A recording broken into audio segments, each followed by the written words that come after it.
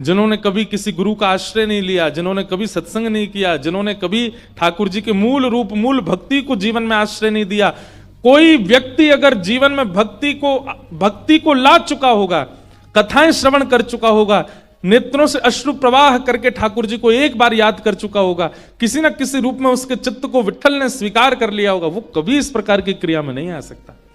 अरे भैया, हम तो तुकाराम जी का चरित्र सुनते हैं, जहां पर उनकी पत्नी तुकाराम जी से कहती है, जाओ ये इतने सारे गन्ने किसी ने दिए हैं, इनको बांट आओ, कुछ रुपया मिल जाएगा तो घर में अनाज बनेगा। तुकाराम जी लेकर के खूब सारे गन्ने निकल पड़े।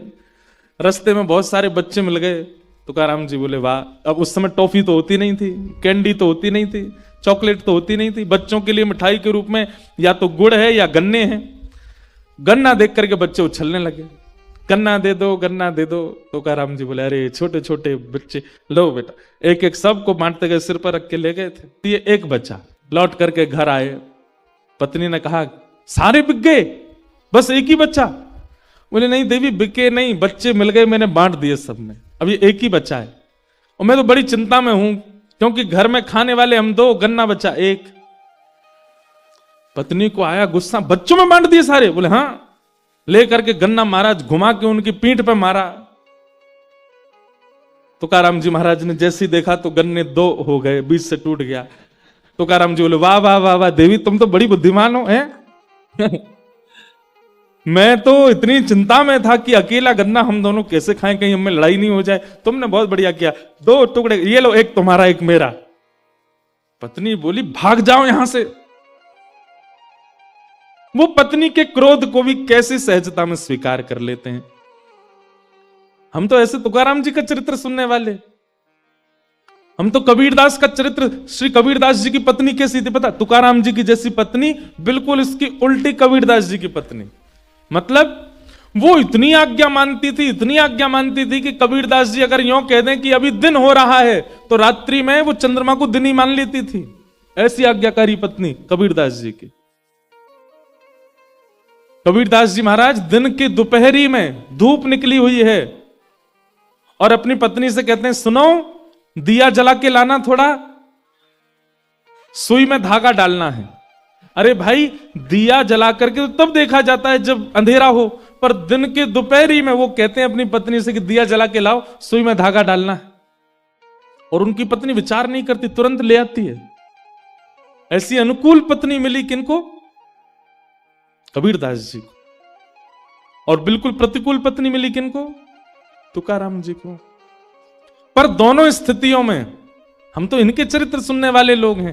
पर आजकल क्या होता है, इनके चरित्र सुनते नहीं है ना, आजकल वो थिएटर वाले चरित्र सुनते हैं, टीवी वाले चरित्र सुनते हैं। इसीलिए कहीं बनी नहीं रही है, सब जगह बिगड़ ही रही है।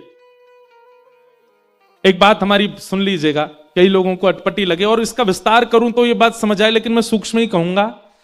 संबंध का मतलब क्या है? निभाना। अगर आप में निभाने की सामर्थ्य हो तो ही संबंध में जाइए, नहीं तो मत जाइए।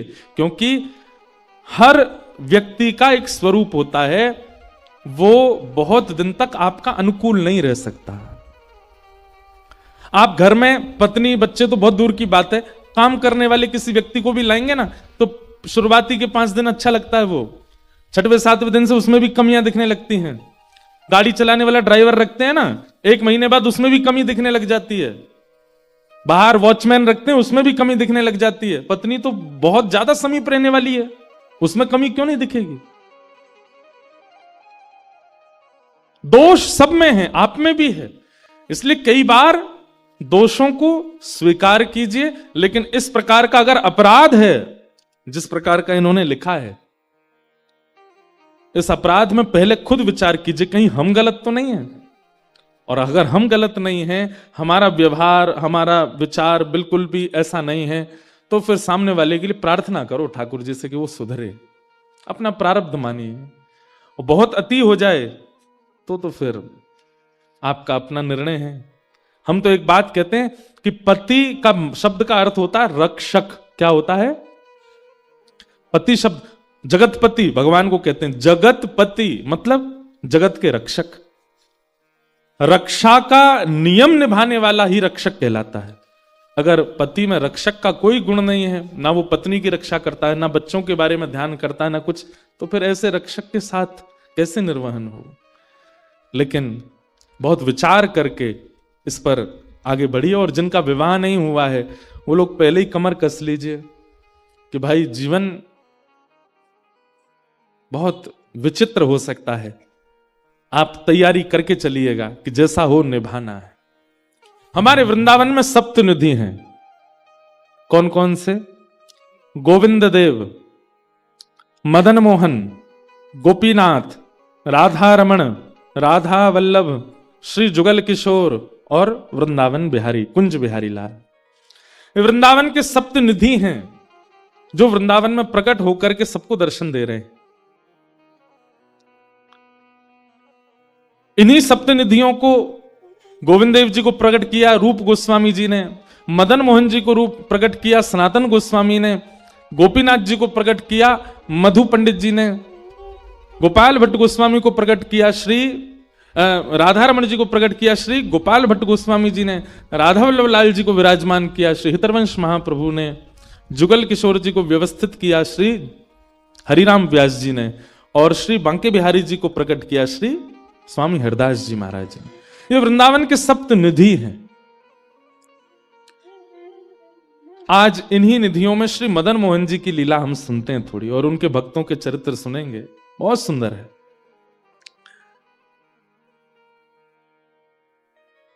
रूप सनातन दो भाई थे और ये दोनों श्रीमद चैतन्य महाप्रभु के कृपा पात्र, और महाप्रभु जी की आज्ञा से आप दोनों वृंदावन आए।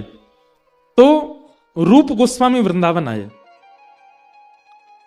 अब लीला तो बहुत बड़ी है कि इन पर महाप्रभु जी ने कैसे कृपा की और कृपा करके इनको कैसे भक्ति भाव में व्यवस्थित किया और इनको वृंदावन भेजा। एक बात याद रखिएगा, सोई सुहागन प्रिय जाहि रीछ है। आप विश्वासवान बने हो ठाकुर जी के प्रति, इसका मतलब आपकी भक्ति है, लेकिन आपके चित्त में ठाकुर जी के प्रति प्रेम निष्ठा भरी है, इसका मतलब आपका कोई बल नहीं है, ठाकुर जी चाह रहे हैं आपसे, इसीलिए आप प्रेम कर रहे हो उनसे। प्रेम के अलावा ठाकुर जी के सन्मुख आप जो भी प्रस्तुत कर रहे हो वो आप कर रहे हो, पर ठाकुर जी से जो आपका प्रेम हो रहा है ना, वो ठाकुर जी की इच्छा से हो रहा है, उसमें आपका कोई हाथ नहीं है। ठाकुर जी से प्रेम ठाकुर जी की कृपा से होता है, बाकी सब आपकी इच्छा से होता है। तो रूप गोस्वामी वृंदावन में रहते थे। एक दिन इनको अनुभव हुआ कि एक नन्हा सा बालक, अच्छा ये रोज अपने भजन करते थे और भजन में व्याकुल होते थे, हे नाथ कब मिलोगे, मुझे पता है आप इसी ब्रज वृंदावन में हो, आप इसी यमुना के तट पर हो, मुझे कब मिलोगे। रोज व्याकुल भाव से पुकारते थे। एक दिन श्री रूप गोस्वामी बैठे थे अपने यमुना तट पर, और तभी उनको नन्हा सा एक बालक अपनी ओर बुलाता हुआ दिखा। थोड़ी देर में वो बालक अंतर ध्यान हो गया। रूप गोस्वामी जब पीछे दौड़े तो देखा कि आगे एक टीला था, एक मिट्टी का टीला, और उसके ऊपर गैया खड़ी है और अपने चारों थनों से दूध प्रवाहित कर रही है। बिना किसी के हाथ लगाए दूध निकल रहा था थनों से। जाकर के जब उस टीले को हटा करके देखा तो वहां से वृंदावन के प्रथम निधि श्री गोविंद देव जी प्रकट हो गए। वो गाय उनका अभिषेक कर रहे थे। रूप गोस्वामी को श्री गोविंद देव जी प्रकट प्राप्त हुए, और इस भाव को सुनकर के आचार्य जन प्रसन्न तो बहुत हुए, लेकिन रूप गोस्वामी के भैया सनातन गोस्वामी वो बड़े चिंतित हो गए। ठाकुर जी मेरी भक्ति में कोई कमी रह गई, मेरे भाव में मेरे प्रेम में कोई कमी रह गई, आप मेरे पास नहीं आए अभी तक। और आप मनी मन सोचते जैसे रूप को मिले हो वैसे सनातन को कब मिलोगे। सनातन गोस्वामी मथुरा में यमुना जी के तट पर रहते थे और भजन करते थे। बहुत सुंदर कथा है, ध्यान से सुनिएगा। बिहरत निस दिन कुंज गलिन में ब्रजजन मन सुख धाम, मदन मोहन को रूप निरख सनातन बलि बलि जाए। तो सनातन गोस्वामी मथुरा में निवास करते थे और आपका नियम था कि आप 24 घंटा में से 20 घंटा भजन करते थे, 20 घंटा माला करते थे, और बचे हुए 4 घंटे में सोना, स्नान करना, भोजन करना और भी जो काम होते हैं उसके लिए केवल 4 घंटे का समय रखते थे, बाकी 20 घंटे ठाकुर जी को देते थे। इसी में 4 घंटे में ही सो लेते थे, इसी में ही स्नान कर लेते थे, इसी में तिलक स्वरूप कर लेते थे, इसी में ही भ्रमण कर आते थे, इसी में ही परिक्रमा कर आते थे। इससे अधिक समय संसार के लिए नहीं। कई लोग कहते हैं कि महाराज एक बात बताइए, संत महापुरुषों को देख करके इतना आकर्षण क्यों होता है, उनको देख करके इतना उनसे प्रेम जैसा क्यों होता है? हम में और संतों में अंतर क्या है? हम 24 घंटे दुनिया के लिए रखते हैं, उसमें से थोड़ी देर ठाकुर जी को देते हैं, और वे 24 घंटे ठाकुर जी के लिए रखते हैं, उसमें से थोड़ी देर संसार को देते हैं। इसलिए वो प्रिय लगते हैं, इसलिए वो अच्छे लगते हैं, इसलिए आनंददायी लगते हैं। हम पर इतनी कृपा है ठाकुर जी की, भगवान करे कोई की नजर नहीं लगे। 365 दिन में से 300 दिन तो पक्के हैं कि ठाकुर जी की चर्चा में ही जाएंगे। 65 दिन हो सकता है संसार के व्यवहार में निकल जाएं। मैं तो गिनती नहीं करता कभी कि कितने दिन कथा हमने की एक साल में, क्यों कहीं अभिमान नहीं हो जाए कि भाई इतने दिन निकाल दिए ठाकुर जी की सेवा में। बल्कि इसका सौभाग्य मानते हैं कि ठाकुर जी ने कम से कम साल के इतने दिन हमको कह रखा, तो मेरी कथा ही करनी और कुछ ना करना। भक्ति बंधुओं, एक समय पर आकर के ऐसी हो जाए कि आपको समाज संसार के लिए समय निकालना पड़े। अभी आप ठाकुर जी के लिए समय निकालते हो। लोगों से पूछो पंढरपुर गए? निकालेंगे इस समय। कथा हो रही है कोल्हापुर में, गए? थोड़ी सी बाहर हो रही है ना, जाएंगे, एक दिन तो जाएंगे, समय निकालेंगे।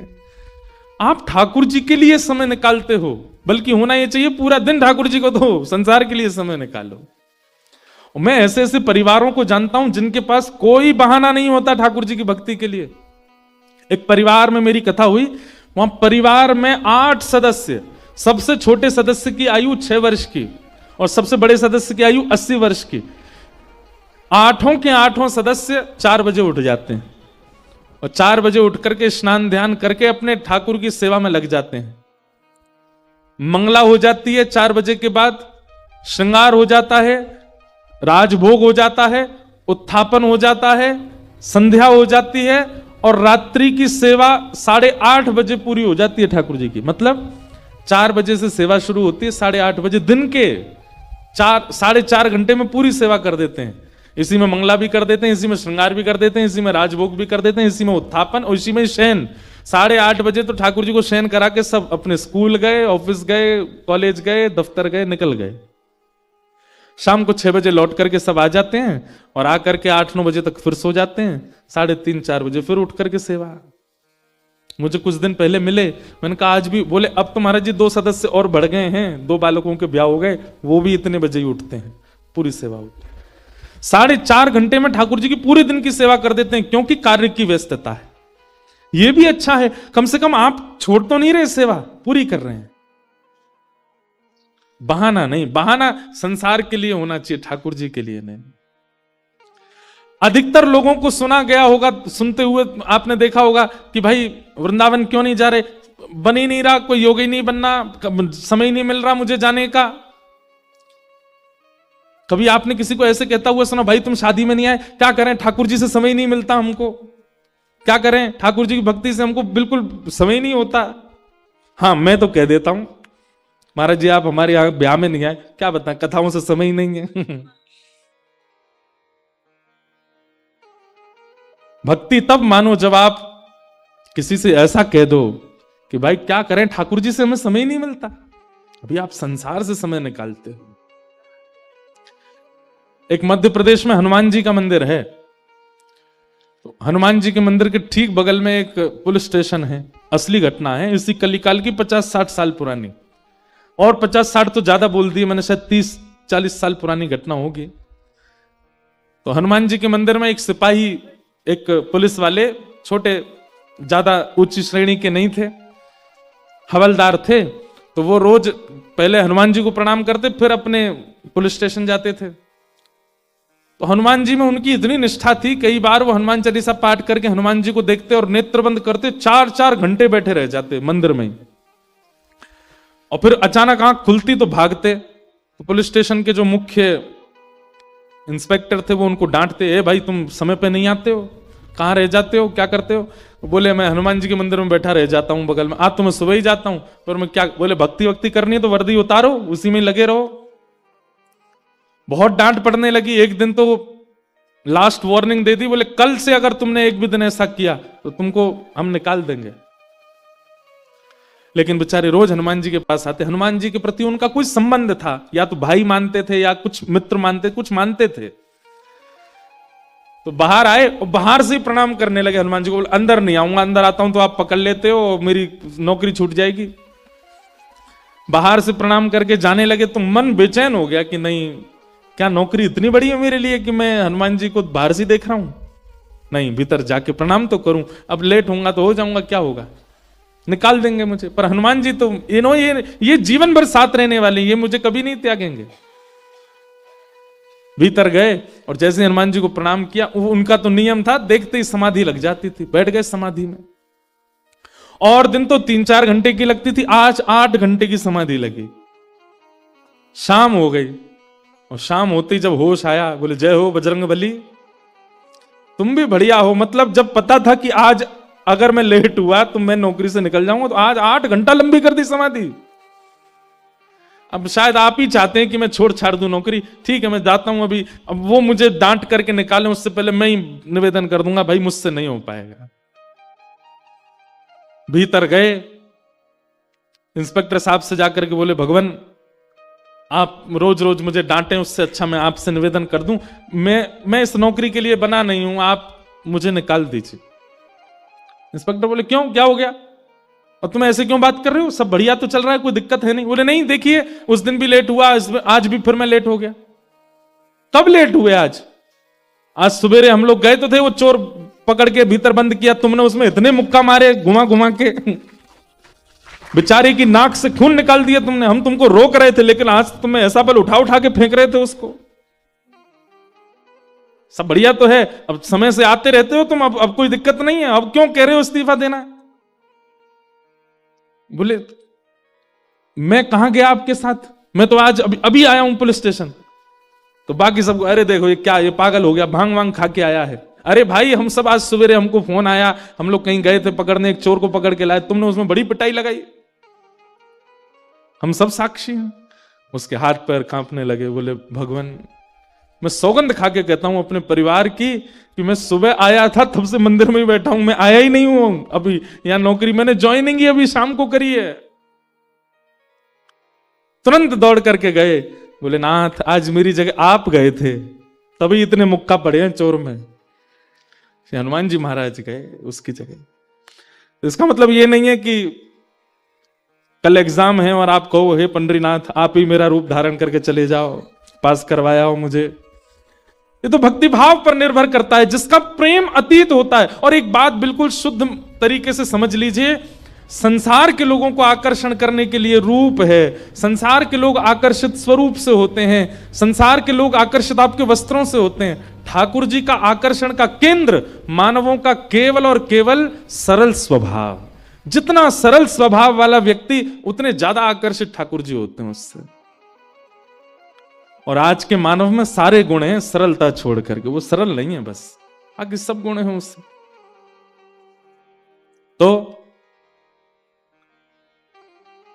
सनातन गोस्वामी का नियम था कि वे 24 में से 20 घंटा भजन करते थे, और 4 घंटे में शयन करना, स्नान करना, भोजन बनाना और भिक्षा लेकर के आना, ये सब 4 घंटे में ही करते थे। अगर कभी कभी 4 घंटे में विलंब होता था और भिक्षा नहीं कर पाते थे तो भूखे ही भजन में चले जाते थे अगले 20 घंटे के लिए। ऐसा कठोर नियम।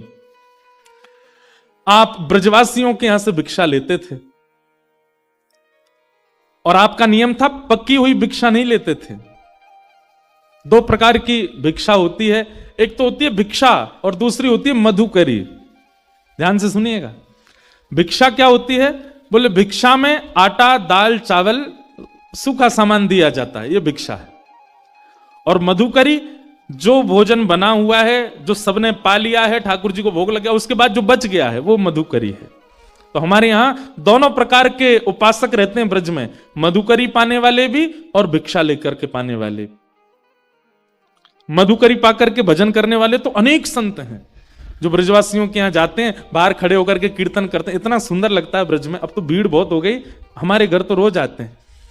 बाहर खड़े हो जाएंगे और बाहर खड़े होकर के चुपचाप कीर्तन करते रहेंगे, ना बैल बजाएंगे, ना खटखटाएंगे, ना किसी को बोलेंगे, बस कीर्तन करेंगे बाहर खड़े होके। और समय है, गौ दोहन कितनी देर का होता है? गौ दोहन 5 से 7 मिनट का होता है। गौ दोहन, गौ दोहन मात्रेण, बस 7 मिनट करेंगे कीर्तन। 7 मिनट में आपने भिक्षा दे दी तो ठीक, नहीं तो चले जाएंगे।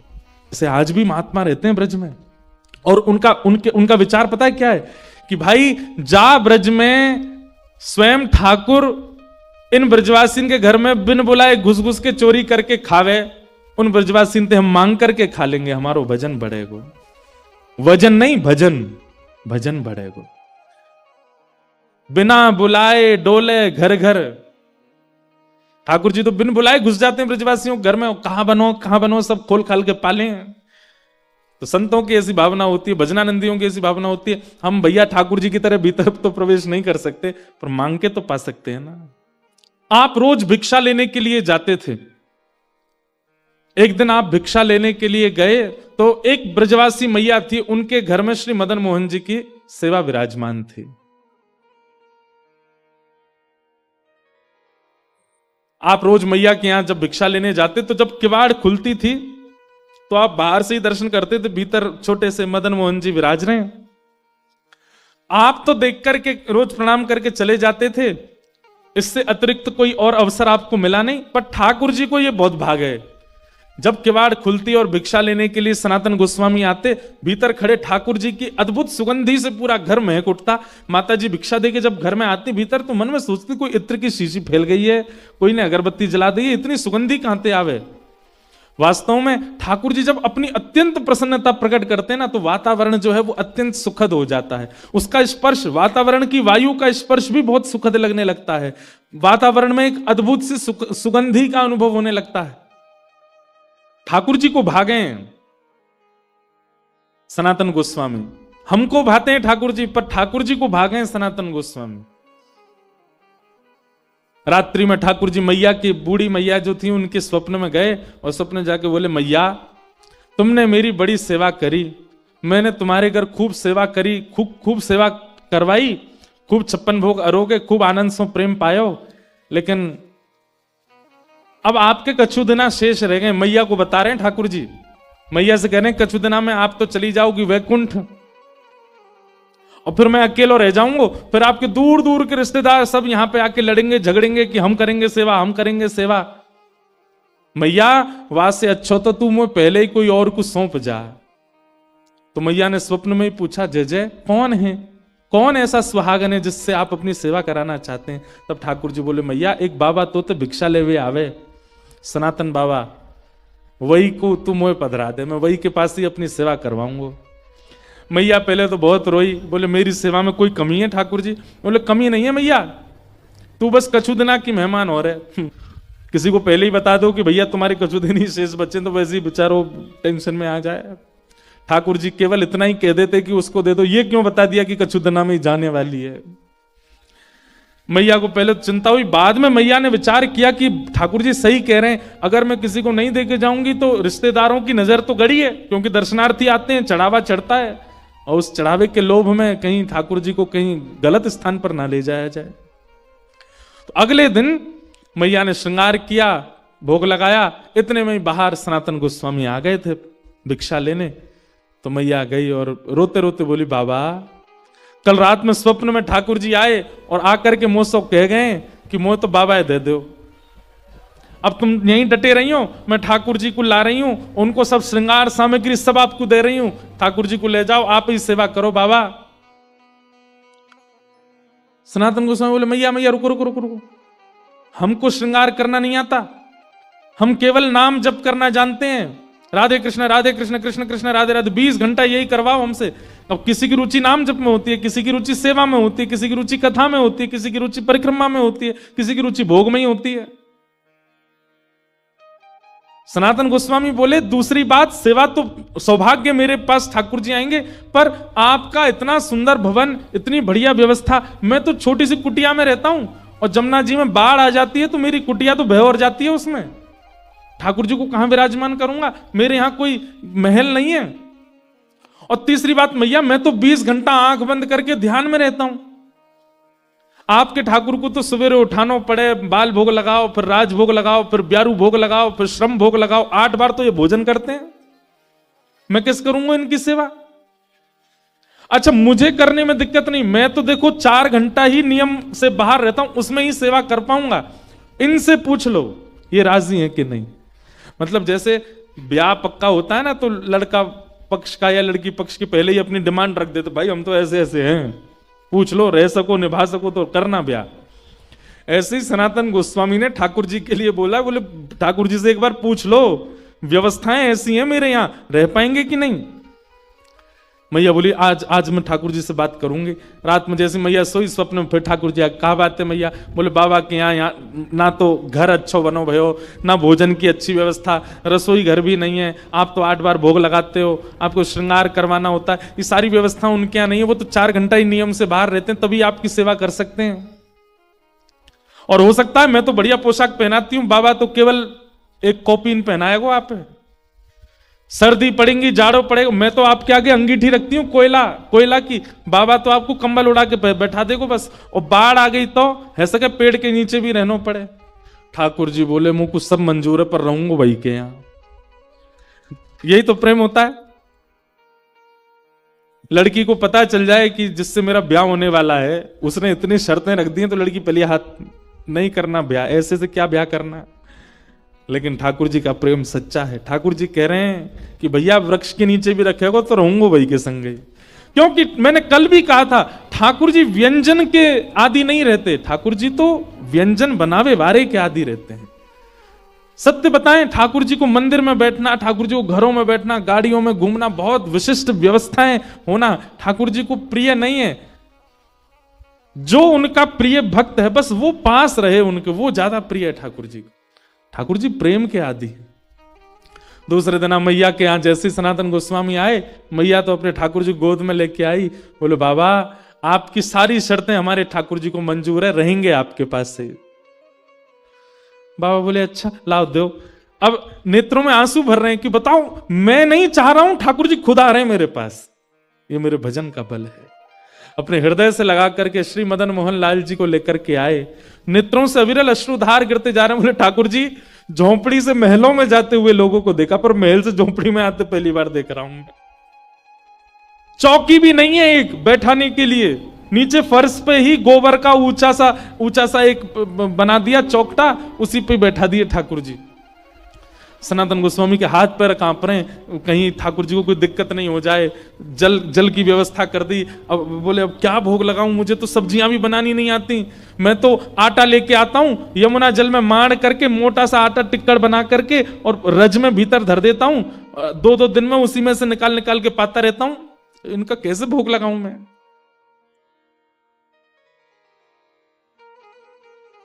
सनातन गोस्वामी जाते और जाकर के आटा लेके आते, आटे में यमुना जल डाल के, ना नमक डालते ना कुछ, उसको मार के खूब मोटा टिक्कर बनाते, उसको बढ़िया कंडों में उपलों में सेक करके टिक्कर बन जाता, वही ठाकुर जी के आगे धर देते। जय जय जय पाऊं मैं तो। कहां 5 प्रकार की सब्जी, 3 प्रकार के मिष्ठान, 2 प्रकार की नमकीन और 2-2 प्रकार की रोटी पाने वाले ठाकुर जी अचानक से टिक्कर पे आ गए। 4 दिन तक ठाकुर जी का टिक्करों का ही भोग लगा। और उसमें भी सनातन गोस्वामी ठाकुर जी को उठाते, भोग लगाते, फिर सुला देते, और फिर अगलो भोग 24 घंटा बाद लगेगा। 4 दिन बाद ठाकुर जी सनातन गोस्वामी के ध्यान में आए, नेत्र बंद करके जप कर रहे थे। जैसे ही ठाकुर जी आए, सनातन जय जय, आपकी सेवा बढ़िया चल रही है, कोई दिक्कत तो नहीं है, आप सुखी हो, आप आनंद में हो। ठाकुर जी बोले हाँ है तो सब बढ़िया, कोई आनंद, कोई दुखी नहीं है। जय जय आपकी आवाज ऐसी काहे को लग रही है, बहुत दबी दबी सी। बोले वो कहा 4 दिन से रूखे टिक्कर पा रहे हैं ना, गले में इर्ज गए हैं हमारे, इर्ज ना समझते हैं, गले में अटक गए हैं। अरे जय जय, मैं कहा आज्ञा करो। और नेक वाह में जो है कहा नमक डाल दे करो आटे में, नमक डाल के फिर जल से मार दिया करो, थोड़ा तो नेक स्वाद आ जाएगा उसमें। सनातन गोस्वामी बोले पिछले 40 साल से तो मैं केवल आटा ही पा रहा हूं, मैं नमक कभी डाला नहीं, पर आपकी आज्ञा कल से नमक लाऊंगा। भिक्षा लेने गए, आटा लिया तो आटा दे करके बेचारी मैया तो चली गई भीतर। सनातन गोस्वामी सुनो थोड़ा नमक और दे दो। मैया बोली आ गया चटोरा घर पे, अभी तो नमक की क्या चले, अभी देखना क्या क्या आएगा तुम्हारे यहां। अब तो महाराज नमक लेकर के गए, जाकर के आटा बोर के ठाकुर जी को पवायो। 4 दिन 5 दिन तक ठाकुर जी बढ़िया, अब तो टिक्कर में नमक है पाते हैं। 4-5 दिन बाद ठाकुर जी फिरते ध्यान में आ गए और खांसते भय आए। सनातन गोस्वामी बोले जय जय जाड़ो लग गो आपको, ठंड लग गई है? नहीं नहीं जाड़ा ठंड तो नहीं लगी है, पर भैया देखो बहुत बढ़िया लग रहा है हमको, कोई दिक्कत नहीं, हम बहुत प्रसन्न है। 24 घंटा में एक बार भोजन मिलता है, प्योर डाइटिंग चल रही है हमारी। लेकिन ठाकुर जी ने ऐसा तो नहीं बोला कोई, तो मैं बोल रहा हूं। लेकिन भाई आटा जो है ना ये पेट में जाता है, जगह जगह चिपक जाता है, इसलिए उसमें घी लगाया जाता है ताकि सब जगह से बढ़िया प्रेम से निकल जाए। नेक घी लगा दे करो वहां में रोटी में। ठाकुर जी मेरे पास घी कहां से आया, लेकिन मैं कोई नहीं भिक्षा में लेके आऊंगा। भिक्षा लेने गए, आटा लेके आए, नमक लेके आए। मैया से मैया नेक्स्ट तो घी दे दो। घी का एक सुंदर डिब्बा दे दिया। आप तो महाराज टिक्कर बनते हैं उसमें घी और लगता है। अच्छा सनातन गोस्वामी तो पिछले 40 साल से साधारण पाते थे, लेकिन अब वे भी पाते हैं तो उनको कहते हैं भाई स्वाद तो है, आनंद तो आ रहा है। और फिर चिंता होती है कि कहीं ऐसा नहीं हो मेरी जीभ चटोरी हो जाए इनके चक्कर में। अब तो घी लगा के पान लगे। 5-6 दिन की सेवा हुई, ठाकुर जी फिर आ गए और ध्यान में आकर के सनातन गोस्वामी जय जय सब आनंद, कोई दिक्कत तो नहीं, सब बहुत बढ़िया है। तो बोले फिर, बोले जब आप जाते हो भिक्षा लेने, आटा भी लाते हो, नमक भी लाते हो, घी तो है ही है, एक आलू भी ले आया करो। और जब टिक्कर सेकते हो तो उसमें जो धीमी धीमी आंच रहती है उसमें आलू डाल दिया करो, वो आलू भुन जाएंगे, भुन के उनके छिलका अलग करके मीड़ के उसमें नमक डाल करके दे दिया करो। सनातन गोस्वामी बोले फिर 6 दिन बाद कहोगे नींबू भी ले आओ, फिर कहोगे चीनी भी ले आओ, फिर कहोगे मालपुआ बनाओ, अब कहोगे फिर रसगुल्ला बनाओ। ठाकुर जी आप चलो, आपको वापस वहीं छोड़ के आऊं महलों में। और महाराज जैसे ही ठाकुर जी गोद में उठाए वापस ले जाने के लिए, प्रत्यक्ष श्याम सुंदर प्रकट हो गए और लिपट गए। और मदन मोहन जी प्रकट होकर के बोले मैं रूखी रोटी में ही राजी हूं, रहूंगा तुम्हारे पास से, जाऊंगा नहीं, यहां से यहीं रहूंगा।